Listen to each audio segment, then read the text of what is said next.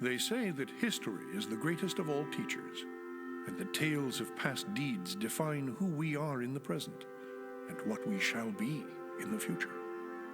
It is said that such tales shall, with each telling, illuminate us all with the light of truth. I shall tell you of such a tale. It is a tale quite familiar to me, for I have spent nearly a lifetime piecing it together and chronicling it here within this book. For years I have pondered its passages, studying every line, committing each word to memory. Perhaps now, in the telling of it, I shall at last find the answers I seek. Our story takes place in the northern region of Faerun, known as Icewind Dale. It is a harsh, frozen land, cut off from the rest of the world by a wall of jagged peaks called the Spine of the World. For centuries, the icy plains of the Dale have been home to the barbarian peoples of the Uthgard and Regedman. Huddled together in small, closely knit tribes, the barbarians lived simple lives, free, proud, and fiercely independent. Until the day an archmage named Erakan came to Icewind Dale.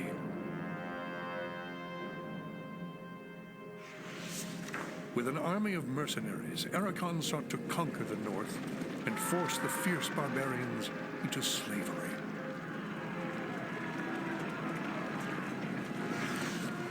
Long weeks of battle followed, and the scattered barbarian tribes suffered terrible losses. Defeat seemed inevitable.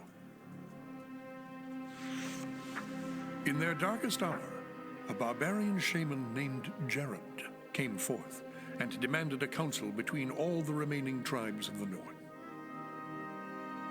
A respected warrior, Jared persuaded the council to put aside their differences and unite against Erakan. Strengthened by a new sense of purpose, the barbarians rallied behind their new leader.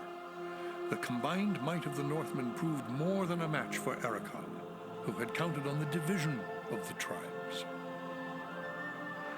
Wave after wave of barbarian warriors tore into Erakan's hired army, forcing them on the defensive and ultimately into full retreat.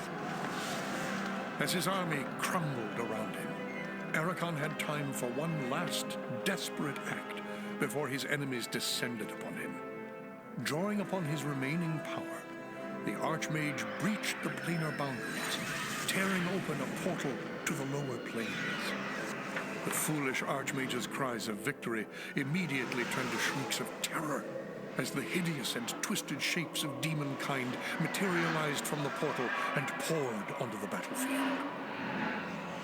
The sudden appearance of the demons drove the combatants, barbarian and mercenary alike, to turn to meet the new threat side by side.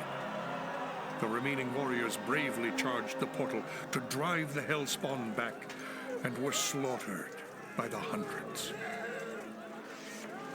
As his people fell around him, the barbarian shaman, Jared, looked up from the blood-drenched snow of the battlefield and caught sight of a lone figure high upon a ridge in the distance. Jared immediately recognized this vision as an omen from his god Tempus, and in that instant, he knew what had to be done. Shouting cries to his god, he charged through the ranks of the demons and plunged into the portal.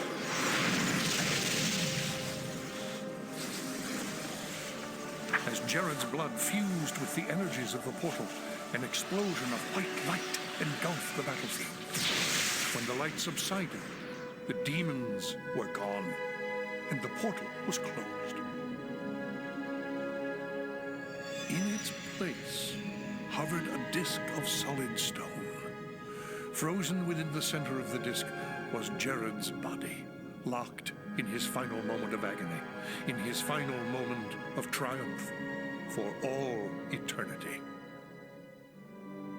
But that is not the end of our tale.